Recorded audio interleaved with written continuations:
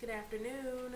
So, I wanted to make a video and talk about a topic and really read and share a speech that I had read or that I read. I read this speech basically the same week George Floyd was killed. So, as you and I know, the world erupted with a lot going on around that time, and it's continuing. However, of course, at that time, we see a lot of things going on with the police. We see a lot of things going on at the state, local, and federal levels with the government, the president's administration.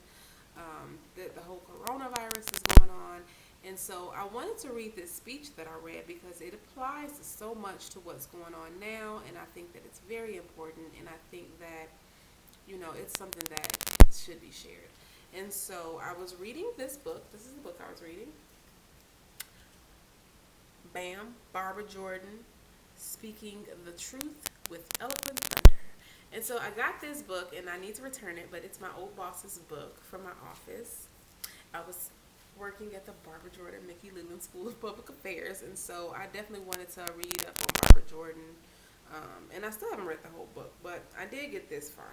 So I'm going to share a commencement speech that she delivered at Howard University on May 11th, 1974. And then maybe I'll talk a little bit at the end. It's a little long, so here we go. And I'm going to not start at the very beginning, but closer to not the very beginning. Anyway. For those of you who feel I'm going to give you an oration which is going to exhort you in the tradition of commencement addresses, suffice it to say, you have hereby been exhorted. And I'll read it like this. You have hereby been exhorted. And that is the most I'll do on that. I suppose in light of the most recent events, I should say, for those who came to Washington to this occasion, welcome to the national exorcism. And I'll pause right there for a second because I forgot to mention that this speech was given during the Watergate scandal. So there's that. I'm going to talk about civil liberties. Civil liberties. And if you write this subject, write civil liberties, colon, and then after that write an operative and put a question mark, write an audible, question mark, illegible, question mark, expletive, deleted, question mark. On the 13th day of April, the members of the Committee of the Judiciary received a document. That document purported to be the recorded conversations of the President of the United States. There are some omissions. 1,600 portions and 70 portions of conversation are marked either inaudible or illegible. One wonders what remains. What in the world remains in terms of acts or in terms of deeds undiscovered because of some reason they could not be heard or could not be understood? It is possible, I raise the rhetorical question, that individual liberties, that civil liberties, that individual freedoms are somehow masked behind these little words: inoperative, inaudible, unintelligible, expletive, deleted. If you answer those questions in the affirmative, I would say that there is some justification for doing that in light of past and present events. Your government has violated civil liberties. The government of the United States admitted that it wiretapped its own employees 17 times. Newsmen, fearful that the First Amendment protections of freedom of the press are more rhetorical than fact, have come to the Congress and sought the passage of a newsman's shield law. The politicalization of the FBI has now become a matter of congressional oversight. The president's right to suspend or alleged right to suspend the Fourth Amendment against unreasonable searches and seizures in the national security interests is somehow defended. The concept of executive privilege has been used rather cavalierly to disguise gross intrusions into the private life of the individual. You, the graduate, will emerge from academia with the expectation and with the hope that you will be free to pursue your life as you define it. And you are going to hope that no one will interfere with your definition of your life. You have a basis for that presumption because there is something in the history of the United States which says that freedom, that liberty, is a part of what we are about. That history started in 1776, and now, almost 200 years later, those freedoms, which were so painfully gained, are threatened by erosion. That threat has become so serious that one can ask the question as to whether civil liberties is any longer an operative ideal in the United States of America. Thomas Jefferson, a great president, in his first inaugural address talked about civil liberties, talked about freedom, talked about justice and equality when he said, "Equal and exact justice to all men of whatever persuasion, religion, political, peace, commerce, honest friendship with all nations, entangling alliances with none, freedom of religion, freedom of the press, freedom of person. These are the principles," said Mr. Jefferson, "which should guide the republic." And then Jefferson went on to ask the question, would the honest patriot in the full tide of successful experiment abandon a government which has so far kept us firm and kept us free? It is the stuff of America that its citizens want to be free of government intrusions into their private lives and into personal affairs. This concept of freedom in America is etched into the Constitution of the United States and into the Bill of Rights. There are no gaps. There are no inexplicable hums in the Constitution of the United States. The language of that document flows well. The men who sought to get it passed, who sought to get it ratified, fought for it because they felt that they were constructing a nation, the touchstone of which would be liberty and freedom and justice. They thought that. They felt that. They were building, creating a new nation with a system of government with checks and balances and separation of powers, which would forever protect the citizens of the United States from gross abuses of power by public officials and by gross excesses of power by the government of the United States. The signers of that Constitution felt that we now had a government which would secure the blessings of liberty to ourselves and our prosperity. We know that that liberty is shaky because modern technology now has invested the government with the tools to invade private affairs through certain kinds of electronic mechanisms. Thomas Jefferson again warned us that the natural progress of things is for liberty to yield and government to gain ground. Liberty to yield and government to gain ground. The natural progress of things, said Jefferson. In recent years, we have witnessed a willingness to accelerate the erosion of these guiding principles in American life. This erosion is very insidious because it didn't happen all at once, but it happened one step at a time. It happened under the guise of law and order. The erosion of civil liberties happened under the guise of the maintenance of national security. It happened, this erosion, under the guise of the legalisms of executive privilege. We know that an American president, we know that his top assistants believed that the First and Fourth Amendments of the Constitution of the United States should be suspended. The amendments which say that a person has a right not to be searched or to be seized unreasonably. We know that there have been attempts by the government against political opponents to somehow pervert their exercise of free speech because somehow what they had to say did not meet government approval. The Constitution and the Bill of Rights, a balance between the interest of the government and the interest of the governed. The history of individual liberty, particularly that of the right of privacy, have been a history of resistance by the people of this country to governmental encroachments upon that which we hold private. For example, in 1603, under English common law, this principle was stated: which became incorporated in the Fourth Amendment of the Constitution. The principle was stated this: in all cases where the king is party, the sheriff, if the doors be not open, may break in the party's house, either to arrest him or to do other executions of the king's process.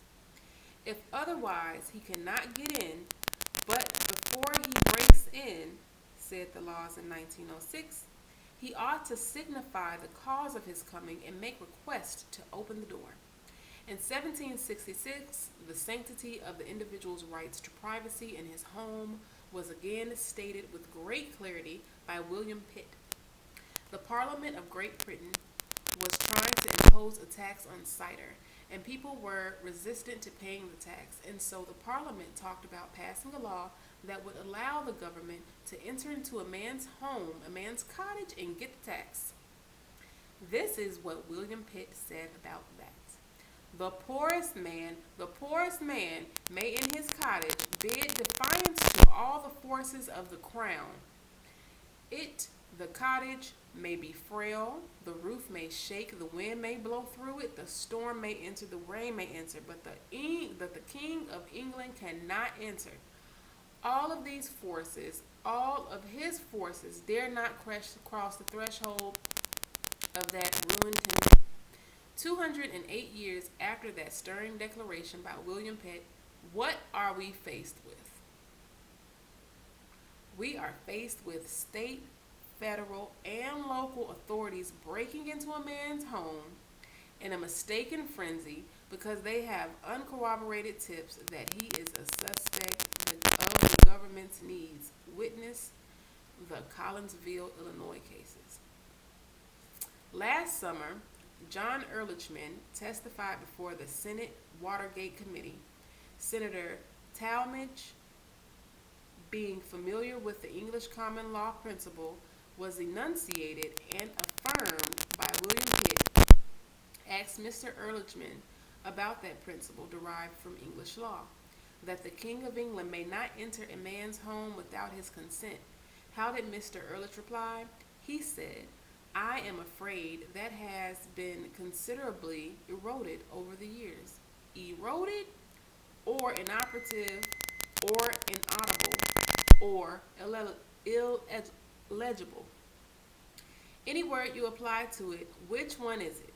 In addition to the continuing reality of smashed doors and actual physical invasion of private homes, we know that the government has more sophisticated and more insidious tools, electronic tools. We also know that at least 50 federal agencies have substantial investigative and enforcement functions, providing a core of some 20,000 investigators working for such agencies as the FBI, the National Intelligence, the Post Office, the Narcotics Bureau of the Justice Department, the Securities and Exchange Commission, the Internal Revenue Service, the Food and Drug Administration, the State Department, the Civil Service Commission, and even the Department of Agriculture.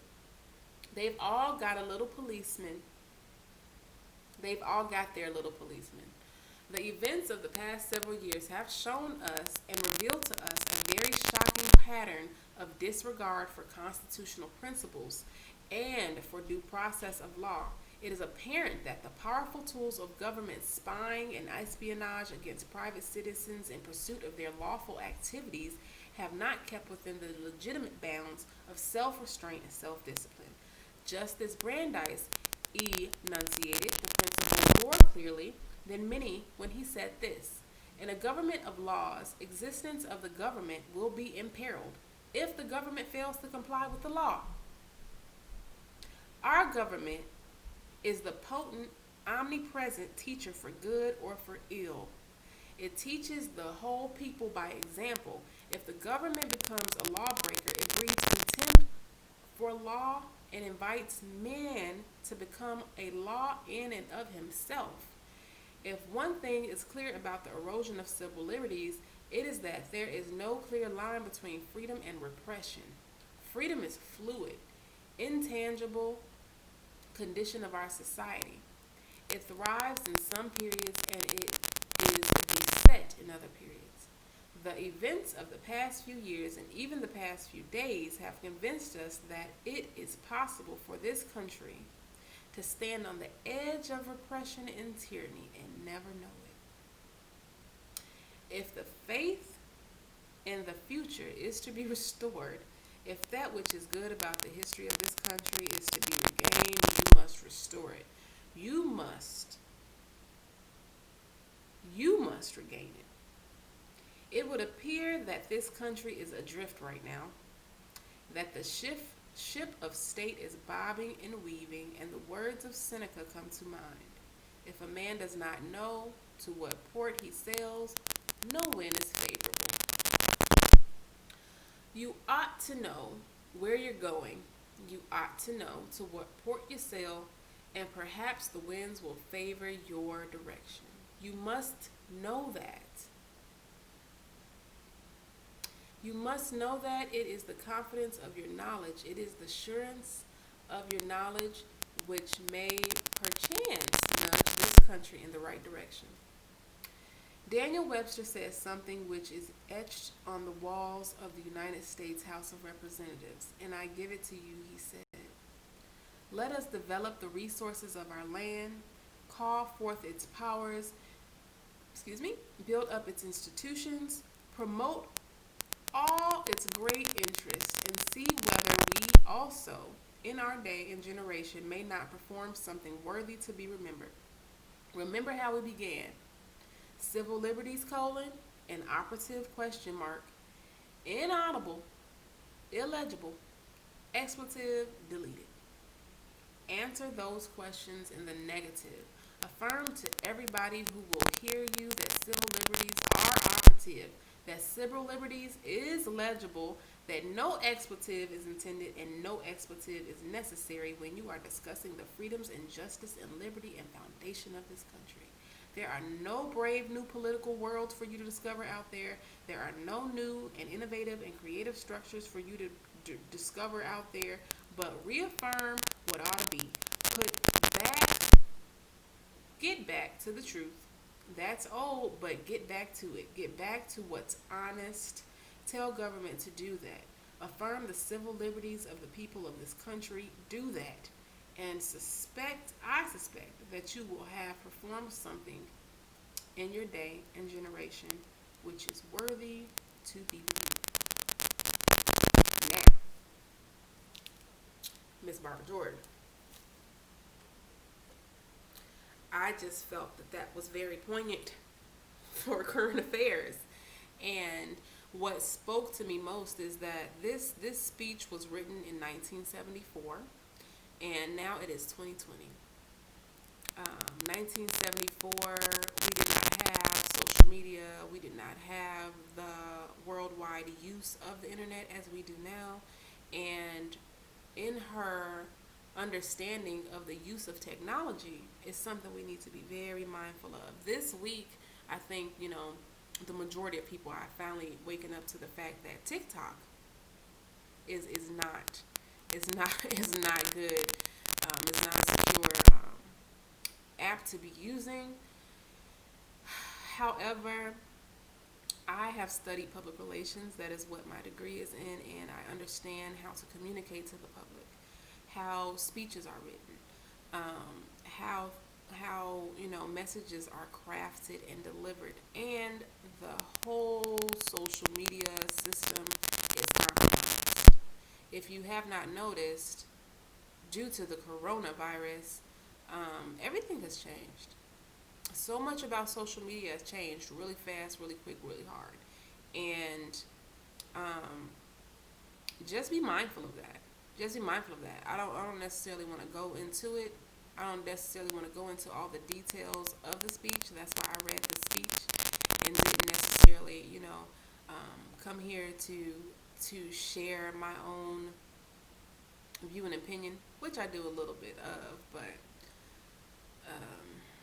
yeah, it's a lot going on that is not in line with the civil liberties, the constitutional rights of the people in this country.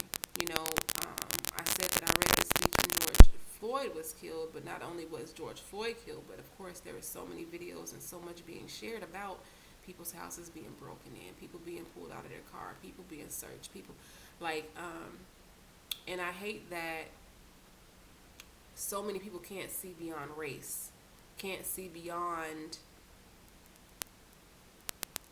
the divisions that are created by the narratives that are shared, to really look at the foundational pieces of the construction of this country and how it should be. You know, how it should be. And looking at what's going on with this virus and people being required to wear masks, and it's looking like they may be forcing some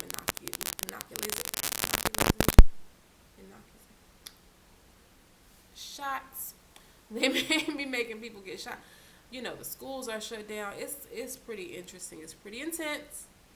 And I pray that people wake up to understand the unity in what we should be fighting for and the human rights we should be fighting for. Yes, there are some very real challenges in the reality of how certain groups of people are treated or disenfranchised, and that's a whole nother interest of mine. However, the overarching reality of our civil rights and our civil liberties and our human rights and human liberties being violated on a regular basis is what we need to band together to collectively discuss and to collectively change and fix. And so that's all I wanted to say. I wanted to just share that, and I hope you all have a beautiful, blessed, wonderful day, and be a free thinker.